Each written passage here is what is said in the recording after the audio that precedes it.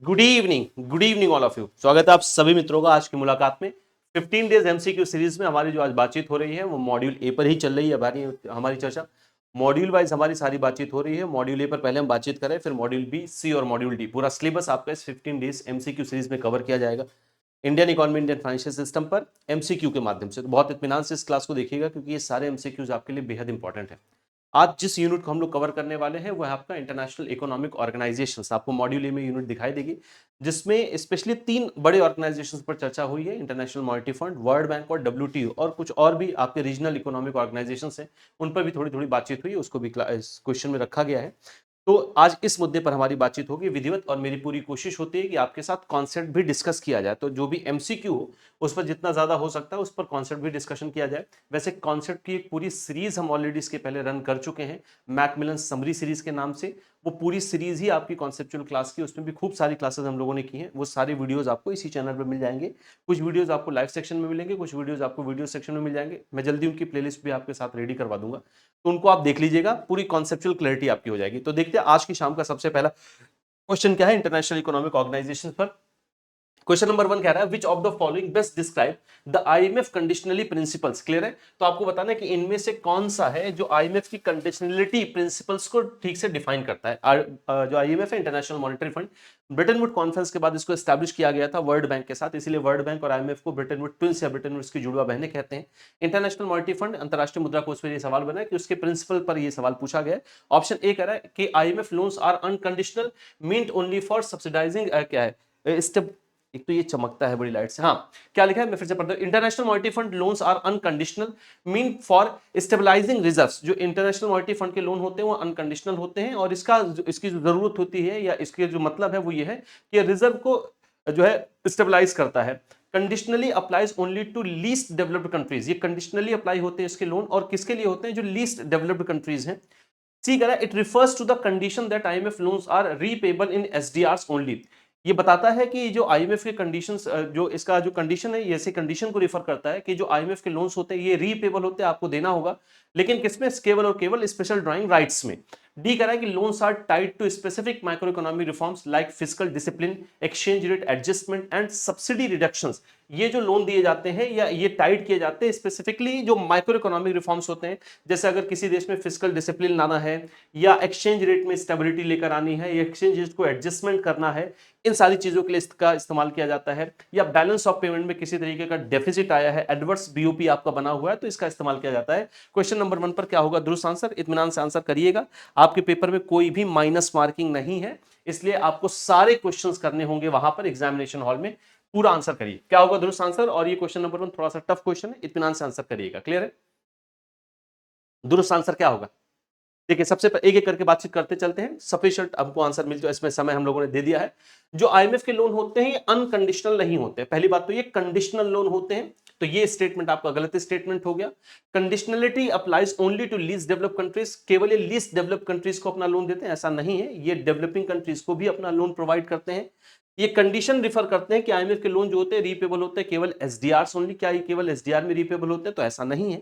लेकिन ये जो लोन होते हैं वो माइक्रो इकोनॉमिक रिफॉर्म्स के लिए आते हैं, जैसे बीओपी में अगर कोई दिक्कत है, या आपका जो फाइनेंशियल डेफिसिट आया हुआ है, या किसी तरीके का आप फिस्कल डेफिसिट लाना चाहते हैं, सॉरी फिस्कल डिसिप्लिन लाना चाहते हैं।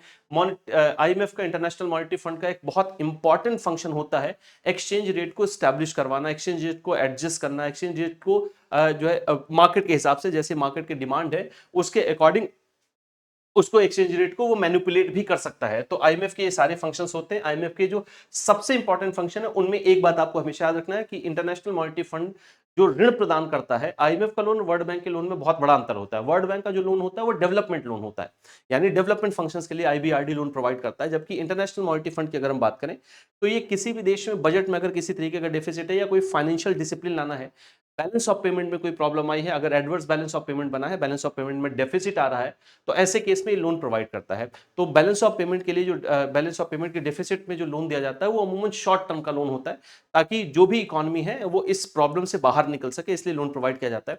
इंटरनेशनल एक्सचेंज रेट को भी ये तय करने का काम करता है, उसको भी ये मैनिपुलेट करता है। तो आपके लिए जो डी ऑप्शन होगा वो बिल्कुल दुरुस्त आंसर होगा। आप मित्रों में से जिन्होंने डी आंसर दिया है बिल्कुल दुरुस्त आंसर दिया, D option is the right option.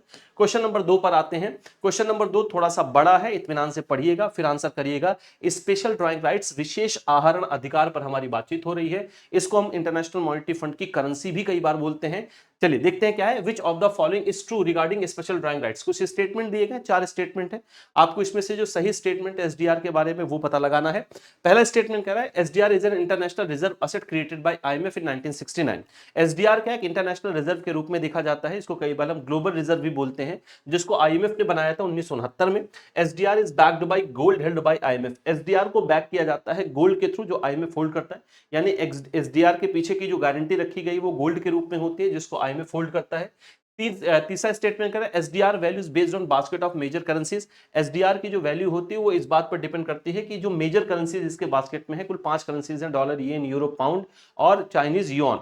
तो ये जो 5 करेंसीज है इनकी वैल्यू पर एसडीआर की वैल्यू डिपेंड करती है। SDR can be used by members to settle BOP deficit with other IMF member. SDR को जो यूज किया जाता है मेंबर कंट्रीज द्वारा, वो इसलिए यूज किया जाता है ताकि जो बैलेंस ऑफ पेमेंट का डेफिसिट है उसको सेटल किया जा सके बाकी सारे आईएमएफ के मेंबर के साथ मिलकर। तो अभी जो आपका फोर्थ स्टेटमेंट है इसके बारे में हमने पीछे चर्चा की है कि आपका जो बीओपी डेफिसिट है इसमें ऋण प्रदान करता है अपने मेंबर कंट्रीज को इंटरनेशनल मॉनेटरी फंड। तो इसका मतलब चौथे के बारे में तो आप बिल्कुल कंफर्म है कि चौथा स्टेटमेंट तो सही है। खैर बाकी सारे स्टेटमेंट पर आंसर करिए।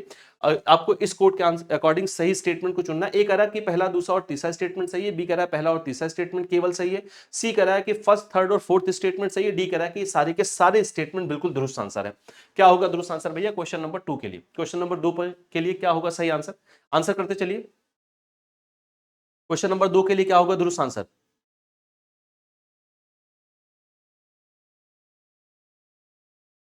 आईएमएफ के बारे में कुछ, एसडीआर के बारे में, आईएमएफ के एसडीआर के विषय में कुछ स्टेटमेंट दिए गए, आपको सही स्टेटमेंट का पता लगाना है। चलिए एक एक करके इस पर बातचीत कर लेते हैं। सफिशिएंट टाइम हम लोगों ने इस पर ले लिया है।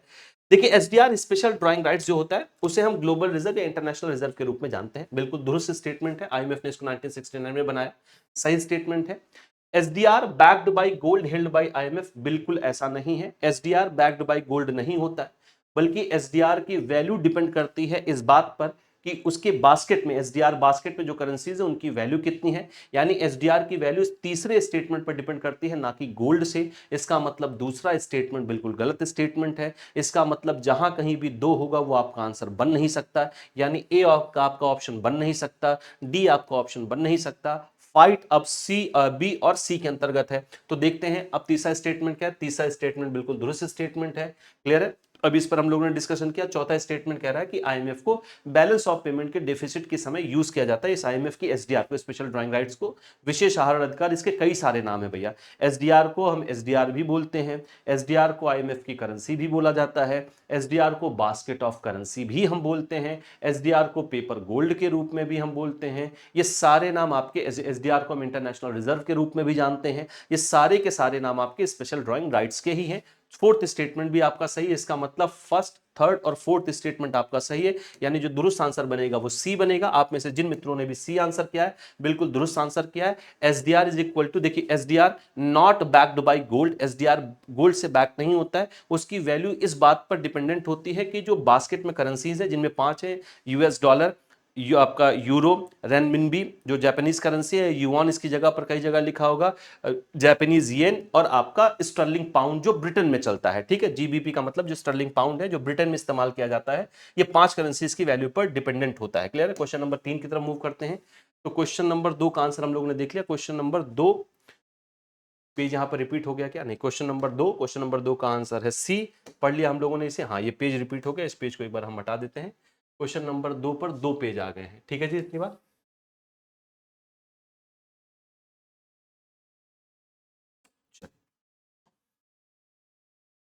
क्वेश्चन नंबर 3 पर आते हैं। International Monetary fund Kota of members, IMF Kota of a member country determines. International Monetary fund में एक मेंबर कंट्री को जो कोटा मिलता है वो किस बात पर निर्भर करता है, वो कैसे तय होता है, या कोटा से क्या चीजें डिटरमाइन होती है, ये पूछा जा रहा है। इंटरनेशनल मॉनेटरी फंड का जो कोटा है मेंबर कंट्रीज का, वो क्या चीजें डिटरमाइन करता है। आईएमएफ में वोटिंग पावर आपके डिटरमाइन करता है आपका quota, access to IMF financing, या कोटा ये बताता है कि कितना आप एक्सेस कर सकते हो आईएमएफ की फाइनेंसिंग, आईएमएफ का फंड आप कितना एक्सेस कर सकते हो, ये आपका कोटा ही डिटरमाइन करता है। या share in special drawing rights, rights SDR allocation में आपका क्या शेयर होगा, यानी कितने एसडीआर आपको अलोकेट किए जाएंगे, ये भी उस मेंबर कंट्री की कोटा पर निर्भर करता है, या membership in the World bank, या कोटा के आधार पर ही आपको वर्ल्ड बैंक में मेंबरशिप मिलती है। कोटा क्या डिटरमाइन करता है, इंटरनेशनल मॉनेटरी फंड का। आपको करेक्ट आंसर चुनना है। ऑप्शन ए कह रहा है केवल पहला दूसरा, ऑप्शन बी कह रहा है कि पहला दूसरा तीसरा तीनों के तीनों, ऑप्शन सी कह रहा है दूसरा और चौथा, ऑप्शन डी कह रहा है ये सारे के सारे ही चीजें ही कोटा डिटरमाइन करता है। इंटरनेशनल मॉनेटरी फंड में हर एक देश को एक निश्चित कोटा दिया जाता है। ये कोटा इस बात पर निर्भर करता है कि आपका इंटरनेशनल मॉनेटरी फंड में क्या शेयर है। अब इस कोटा के आधार पर क्या क्या डिटरमाइन होता है, सवाल ये पूछा जा रहा है। 4 स्टेटमेंट आपको दिए गए हैं, आपको इन चारों स्टेटमेंट में से सही स्टेटमेंट का चुनाव करना है कोटा के विषय में। क्लियर है? कोटा को हर 5 साल पर रिव्यू किया जाता है, ये याद रखिएगा। कोटा जो है आईएमएफ का, वो हर साल 5 साल पर क्या होता है, रिव्यू किया जाता है, क्योंकि देश की जो इकोनॉमिक सिचुएशन है, इकोनॉमिक कंडीशंस है, वो बदलती रहती हैं, इसलिए इसे हर 5 साल पर रिव्यू किया जाता है और उसके हिसाब से दोबारा कोटा निर्धारित किया जाता है। लेकिन ऐसा कोई रूल नहीं कि 5 साल पर ही इसको रिव्यू किया जाएगा, उसके पहले भी किया जा सकता है। क्वेश्चन नंबर 3 पर हम लोगों ने सफिशिएंट जो है समय ले लिया है, देख लेते हैं इस पे क्या क्या आंसर है। देखिए कोटा पर ही, इस बात पर कोटा आपका ये डिटरमाइन करता है कि आईएमएफ में आपके वोटिंग पावर क्या होंगे, यानी जिनके पास जितना ज्यादा कोटा होगा उसके पास उतने ज्यादा वोटिंग राइट्स होंगे, जिसके पास सबसे ज्यादा कोटाज होंगे उनके पास, इसमें यहां पर आपके पास सबसे ज्यादा वोटिंग राइट्स होते हैं, उन्हीं के पास वीटो पावर होगा। आईएमएफ फाइनेंसिंग को भी एक्सेस करता है, बिल्कुल दुरुस्त आंसर है। और स्पेशल ड्राइंग राइट्स में आपका क्या कितना अलोकेट किया जाएगा एसडीआर, ये आपके कोटा पर भी निर्भर करता है। तो जिनका जितना ज्यादा कोटा होगा, एसडीआर अलोकेशन उनका उतना ज्यादा होगा। लेकिन कोटा का वर्ल्ड बैंक के मेंबरशिप से कोई लेना देना नहीं, इसलिए जहां पर भी चौथा स्टेटमेंट होगा वो सही नहीं बनेगा, यानी आपका आंसर सी नहीं बन सकता, आपका आंसर डी नहीं बन सकता, आपका आंसर ए और बी बन सकता है।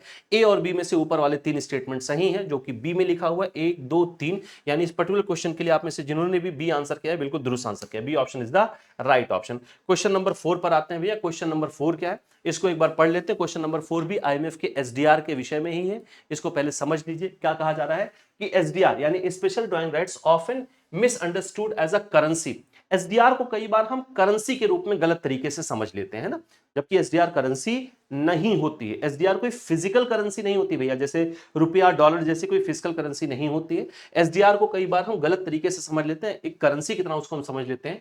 Which of the following statement currently explains SDR nature, इनमें से कौन सा स्टेटमेंट है जो सही तरीके से एसडीआर के नेचर को एक्सप्लेन कर पा रहा है, एसडीआर किस प्रकृति का, एसडीआर वास्तव में क्या है, इनमें से कौन सा स्टेटमेंट जो उसे सही तरीके से एक्सप्लेन कर पा रहा है। अभी तक जितने भी क्वेश्चन पूछे गए भैया, सारे क्वेश्चन मॉडरेट टू टफ हैं, और इस टॉपिक से क्वेश्चंस ऐसे ही आपके साथ बनते हैं। इत्मीनान से आंसर करिएगा। स्टेटमेंट 1 कह रहा है SDR is not a currency but a potential claim on freely usable currencies of IMF member.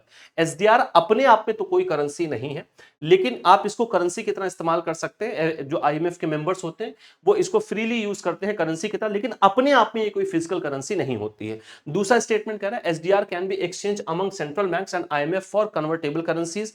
SDR को जो सेंट्रल बैंक, जो मेंबर कंट्रीज हैं उनके जो सेंट्रल बैंक है, वो आईएमएफ के साथ एसडीआर को कन्वर्ट कर सकते हैं फिजिकल करेंसीज में। जो करेंसी एसडीआर में शामिल है, जो 5 करेंसीज हैं, उनमें इसको कन्वर्ट किया जा सकता है। SDR has no physical form and exist only as book entry asset. SDR का अपना कोई फिजिकल फॉर्म नहीं होता, पीछे हम लोगों ने इसको देखा पढ़ा कई बार। एसडीआर का अपना कोई फिजिकल फॉर्म नहीं होता, ये केवल बुक एंट्री होती है। चौथा स्टेटमेंट कह रहा है SDR acceptance is mandatory in private commercial transaction.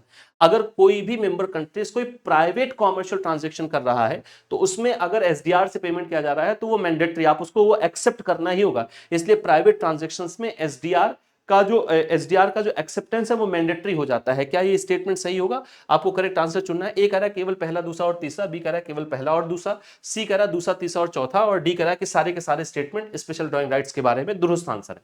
क्या होगा दुरुस्त आंसर भैया? क्वेश्चन नंबर 4 पर आंसर करते चलिए। क्वेश्चन नंबर 4 पर क्या होगा सही answer? Question number 4, sufficient time हम लोगों ने क्वेश्चन नंबर 4 पर ले लिया, एक एक करके बातचीत करते चलते हैं। एसडीआर कोई करेंसी नहीं होती है, लेकिन ये पोटेंशियल क्लेम की तरह इस्तेमाल किया जाता है। मेंबर कंट्रीज आपस में इससे पेमेंट कर सकते हैं। दुरुस्त स्टेटमेंट है, पहला स्टेटमेंट सही है। एसडीआर को एक्सचेंज किया जा सकता है सेंट्रल बैंक और आईएमएफ के साथ। जो मेंबर कंट्रीज उनके सेंट्रल बैंक और आईएमएफ के साथ इसको एक्सचेंज किया जा सकता है। जो करेंसीज है उनमें ये कन्वर्टेबल होता है, खुद में ये कोई करेंसी नहीं होती है। तीसरा कहा जा रहा है एसडीआर के पास कोई फिजिकल फॉर्म नहीं है, एसडीआर कोई फिजिकल फॉर्म नहीं है, ये केवल बुक एंट्री एसेट के रूप में देखा जाता है, ये भी स्टेटमेंट सही है। लेकिन प्राइवेट कॉमर्शियल ट्रांजैक्शंस में एसडीआर का उपयोग नहीं किया जाता है, ये स्टेटमेंट, चौथा स्टेटमेंट गलत है, जो कि यहां पर मैंडेटरी बता रहा है। तो मैंडेटरी बिल्कुल नहीं, असल में मैंडेटरी का इसका इस्तेमाल ही प्राइवेट कॉमर्शियल ट्रांजैक्शन में नहीं किया जा सकता है, इसलिए केवल पहला, दूसरा और तीसरा स्टेटमेंट सही होगा। आप में से जिन्होंने भी यहां पर क्वेश्चन नंबर 4 के लिए ए आंसर किया है, बिल्कुल दुरुस्त आंसर किया, A option is the right option, बिल्कुल दुरुस्त, तीन स्टेटमेंट ऊपर वाले सही हैं। क्वेश्चन नंबर 5 पर आते हैं, ये वर्ल्ड बैंक पर क्वेश्चन पूछा जा रहा है। Which of the following institution of the World Bank provide soft loans and grant to the poorest countries often called the soft loan window of the bank. सवाल ये पूछा जा रहा है कि इनमें से कौन सा वर्ल्ड बैंक का वो ग्रुप है जो सॉफ्ट लोन प्रोवाइड करता है जो पुअरेस्ट कंट्रीज होती हैं, इसीलिए कई बार इसको हम सॉफ्ट लोन विंडो या सॉफ्ट विंडो कहते हैं। सॉफ्ट विंडो नहीं, आप इसका पूरा नाम लिखिएगा, सॉफ्ट लोन विंडो इसको कहा जाता है। तो कौन सा ऑर्गेनाइजेशन है? IBRD, international bank for reconstruction and development है, आईडीए, इंटरनेशनल डेवलपमेंट एसोसिएशन, या आईएफसी, इंटरनेशनल फाइनेंस कॉर्पोरेशन, या मिगा, मल्टीलेटरल इन्वेस्टमेंट गारंटी एजेंसी इसको कहते हैं। इनमें से क्या आंसर होगा? तो ये चारों जो है वर्ल्ड बैंक ग्रुप के अंतर्गत आते हैं। तब तक आप इसका आंसर करिए, मैं आपको अपनी तरफ से बताता चल रहा हूं। ये चारों वर्ल्ड बैंक ग्रुप के अंतर्गत आते हैं। ये चारों किसके अंतर्गत आते हैं? वर्ल्ड बैंक ग्रुप के अंतर्गत आते हैं। पांचवी एक और संस्था जो वर्ल्ड बैंक ग्रुप में आती है, जिसको बोला जाता है आईसीएसआईडी, एक और है वर्ल्ड बैंक ग्रुप में, चार तो ही है, एक और लिख लीजिएगा, ICSID, ICSID, international centre for settlement and investment disputes इसको कहा जाता है। तो आईबीआरडी, आईडीए, आईएफसी और मिगा, इसके साथ आईसीएसआईडी को जोड़ ले तो ये पांच जो है ये वर्ल्ड बैंक ग्रुप कहलाते हैं। तो एक सवाल ये भी पूछा जाता है कि इनमें से कौन सा वर्ल्ड बैंक ग्रुप में शामिल होता है, कौन सा वर्ल्ड बैंक ग्रुप में नहीं शामिल होता है। तो यही पांचों संस्थान वर्ल्ड बैंक ग्रुप में है, चार वो और पांचवा ये। खैर, इस क्वेश्चन पर आंसर करिए, इस पांचों ग्रुप में से कौन सा है जिसको सॉफ्ट लोन विंडो कहते हैं। सफिशिएंट टाइम हम लोगों ने इस क्वेश्चन पर ले लिया है, इसको आंसर को याद कर लीजिएगा क्योंकि ये सवाल कई बार पूछा जाता है। आईटीए, इंटरनेशनल डेवलपमेंट एसोसिएशन ही आपका कहलाता है soft loan window, poorest countries को लोन प्रोवाइड करता है बहुत इजी टर्म पर लंबे समय के लिए, इसलिए इसको सॉफ्ट लोन विंडो कहते हैं हम लोग। B option is the correct option for this particular question. ज्यादातर मामलों में हम आईबीआरडी और आईडीए को ही मिला के वर्ल्ड बैंक बोलते हैं। वैसे वर्ल्ड बैंक का जो एक्चुअल नाम है वो international bank for reconstruction and development, IBRD है। बाकी पांच संस्थाएं मैंने आपको बता दिया जो इस ग्रुप में शामिल होते हैं। क्वेश्चन नंबर 6 पर आते हैं। Which of the following statement about the international finance corporation, जो कि वर्ल्ड बैंक ग्रुप का ही एक सदस्य है, उसके बारे में कौन सा स्टेटमेंट इसमें से सही? आईएफसी के बारे में 4 स्टेटमेंट दिए गए, अपने को सही स्टेटमेंट चुनना है। The IFC provides financial assistance only to the governments. जो आईएफसी है वो फाइनेंशियल असिस्टेंस जो है वो केवल सरकारों को प्रदान करता है। The IFC focus excessively on lending to small and medium size enterprises. जो आपका आईएफसी है ये फोकस करता है विशेषकर जो स्मॉल एंड मीडियम इंटरप्राइजेस होती हैं उनको लोन देने में। या सी कह रहा है the IFC promote private sector investment in developing country. या आईएफसी का जो मेन फोकस होता है कि इसके ऐसे मेंबर कंट्रीज जो डेवलपिंग नेशन है उनमें प्राइवेट इन्वेस्टमेंट को प्रमोट करना, उन देशों में प्राइवेट इन्वेस्टमेंट को अट्रैक्ट करवाना, ये सब काम आईएफसी करता है। डी कह रहा है the IFC manage the World bank funding for large infrastructure project. जो आईएफसी होता है ये वर्ल्ड बैंक की फंडिंग को मैनेज करता है जब लार्ज इंफ्रास्ट्रक्चर प्रोजेक्ट की बात होती है। तो इनमें से कौन सा स्टेटमेंट सही है? इससे मिलता जुलता एक क्वेश्चन पूछा गया है लास्ट एग्जामिनेशन में, इसलिए ये आपके लिए इंपॉर्टेंट हो जाता है। सवाल यही पूछा गया था कि वर्ल्ड बैंक ग्रुप में कौन सा सदस्य है जो प्राइवेट फंडिंग को प्रमोट करता है, जो प्राइवेट इन्वेस्टमेंट को प्रमोट करता है, सपोर्ट करता है, अट्रैक्ट करता है। तो वहां पर जो आंसर बना था वो आईएफसी ही बनेगा, इंटरनेशनल फाइनेंस कॉर्पोरेशन बनेगा। इसलिए इस पर्टिकुलर क्वेश्चन पर जिन्होंने भी सी आंसर किया है बिल्कुल दुरुस्त आंसर किया है। तो इंटरनेशनल फाइनेंस कॉर्पोरेशन का मेन जो पर्पज होता है, फोकस होता है, वो प्राइवेट इन्वेस्टमेंट को ज्यादा प्रमोट करना। तो सी ऑप्शन बिल्कुल दुरुस्त आंसर है भैया क्वेश्चन नंबर 6 के लिए। क्वेश्चन नंबर 7 पर आते हैं। Which of the following agreement deals specifically with the protection of intellectual property rights under the WTO framework. तो वर्ल्ड ट्रेड ऑर्गेनाइजेशन का जो फ्रेमवर्क है इनमें से कौन सा एग्रीमेंट है जिसको लाया ही इसलिए गया था ताकि मेंबर कंट्रीज इसको इंप्लीमेंट करके इंटेलेक्चुअल प्रॉपर्टी राइट्स को प्रोटेक्ट कर सके? Agreement on trade related investment measures TRIMS, या agreement on technical barriers on trade TBT, या एग्रीमेंट ऑन सैनिटरी एंड क्या है फाइटोसैनिटरी मेजर्स एसपीएस, या agreement of trade related aspect of intellectual property rights TRIPS. ये कई बार पूछा गया सवाल है, अगर आप इसके ऑप्शंस को भी ध्यान से देखेंगे तो ये आंसर आपको मिल जाएगा। क्लियर है? इंटेलेक्चुअल प्रॉपर्टी राइट्स के विषय में इनमें से कौन सा एग्रीमेंट है जिसको अब मेंबर कंट्रीज को इंप्लीमेंट करना होता है ताकि उस देश में इंटेलेक्चुअल प्रॉपर्टी राइट्स को प्रोटेक्ट किया जा सके, ताकि वहां पर इंटेलेक्चुअल प्रॉपर्टी राइट्स में इन्वेस्टमेंट हो सके। क्लियर है? तो क्या होगा दुरुस्त आंसर भैया इस क्वेश्चन के लिए? तो आंसर ही आपको, ऑप्शन ही आपको आंसर दे रहा है। D option is the correct option, agreement on trade related aspect of intellectual property rights. इसको याद करिएगा, कई बार सिर्फ इतना ही पूछा जाता है कि ये जो ट्रिप्स है ये किसका एग्रीमेंट है, ये डब्ल्यूटीओ का है, वर्ल्ड बैंक का, इंटरनेशनल मॉनेटरी फंड का, आसियान का है, सार्क का, इस तरीके से सवाल पूछा जाएगा। तो ये जो एग्रीमेंट हुआ है वो डब्ल्यूटीओ के अंतर्गत आता है, डब्ल्यूटीओ के एग्रीमेंट है। क्वेश्चन नंबर 8 कह रहा है which of the following correctly describe how SDRs are allocated among IMF member countries. इनमें से कौन है जो सही तरीके से ये बता रहा है कि कैसे मेंबर कंट्रीज के बीच में एसडीआर का अलोकेशन होता है, कैसे एसडीआर अलोकेट किए जाते हैं। अभी अगर आपने पिछले क्वेश्चंस को सारे को ध्यान से सुना होगा तो इसका आंसर आपके पास होगा based on economic growth rate. इस आधार पर उनको एसडीआर एलोकेट किया जाता है कि उनका इकोनॉमिक ग्रोथ कितना है, या इस आधार पर किया जाता है कि उस कंट्री का आईएमएफ में कोटा कितना है, कोटा शेयर कितना है, कोटा के आधार पर एसडीआर आपको मिलेगा, या इक्वली अमंग ऑल कंट्रीज, या एसडीआर सारी कंट्रीज में बराबर डिस्ट्रीब्यूट किया जाता है, या based on per capita income, या मेंबर कंट्री की जो पर कैपिटा इनकम है उसके आधार पर एसडीआर का एलोकेशन होता है मेंबर कंट्रीज के बीच में। क्या होगा दुरुस्त आंसर क्वेश्चन नंबर 8 के लिए? क्वेश्चन नंबर 8 के लिए क्या होगा दुरुस्त आंसर? तब तक आप लोग इसका आंसर करते चलिए। एक और मैं आपको बहुत विशेष सूचना दे दूं, आपके रजिस्ट्रेशन की लास्ट डेट 30 तारीख है, 30 अगस्त, आज 28 तारीख आपकी हो गई है, तो 2 दिन आपके पास और बचे हुए, नहीं 27, आज 3 दिन आपके पास बचे हुए, 27 अगस्त है आज, 3 दिन अभी आपके पास बचे हुए हैं। जिनका भी रजिस्ट्रेशन कंप्लीट नहीं हो पाया या नहीं किया है, डिलेमा में है, वो अपना रजिस्ट्रेशन कंप्लीट कर लीजिए। दूसरी चीज़ ये है कि आपको अभी हम एक ऑफर जो है आपके लिए लेकर आए हैं। आप में से जो भी अब महापैक या हमारे लाइव बैचेस को सब्सक्राइब करते हैं उन्हें अभी एक बेनिफिट दिया जा रहा है अप टू 60% ऑफ तक का, तो आपको 60% तक का डिस्काउंट मिलेगा। और इनके अलावा महापैक्स पर एडिशनल 200 का डिस्काउंट और भी है। इस 200 के एडिशनल डिस्काउंट के लिए आपको एक कूपन कोड यूज करना है, अगस्त 200, जो आपको अपनी स्क्रीन पर दिख भी रहा होगा। ये कूपन कोड है, इसको यूज करके आप 60% के साथ साथ 200 का फ्लैट और डिस्काउंट ले सकते हैं। लेकिन ये डिस्काउंट लिमिटेड पीरियड के लिए ही है। आज से इसकी शुरुआत हो रही है 27 अगस्त से, और 31 अगस्त तक ये डिस्काउंट ऑफर आपके लिए चलने वाला है। ठीक है जी।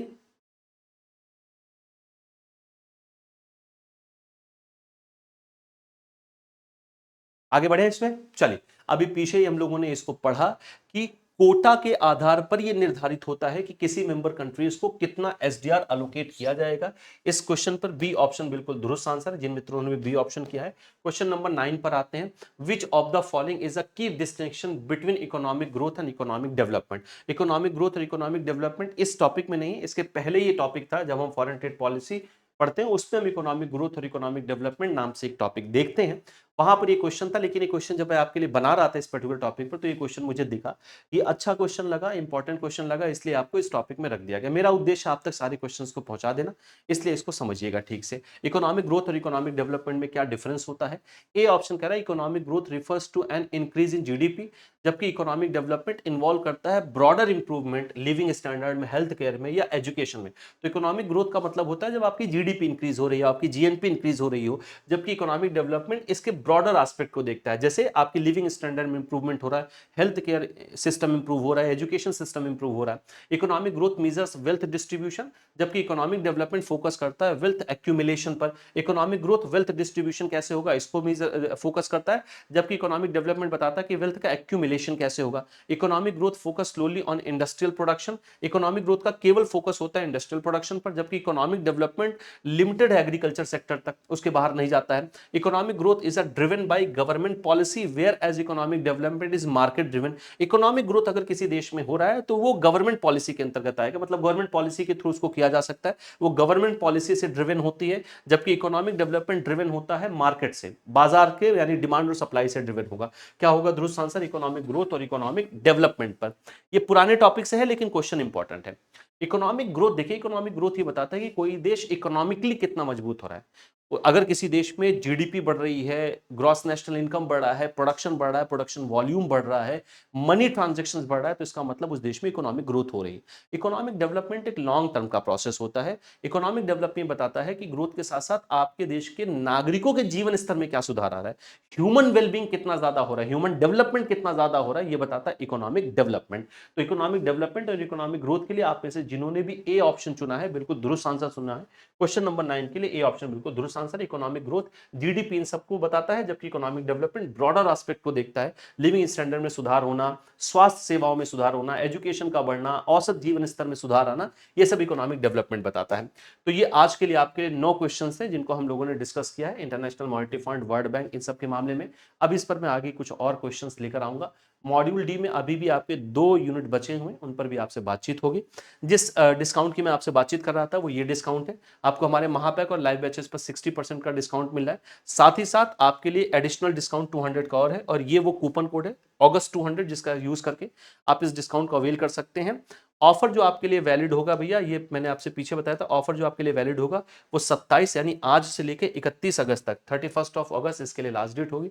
इस डिस्काउंट के बाद हमारे महापैक्स की फीस जो है वो काफी कम हो गई, कम होकर आपको ये फीस दिख रही होगी। ये सारी सुविधाएं आपको मिल जाएंगी, मतलब ये डिस्काउंट आपको मिलेगा 31 ऑफ अगस्त के लिए।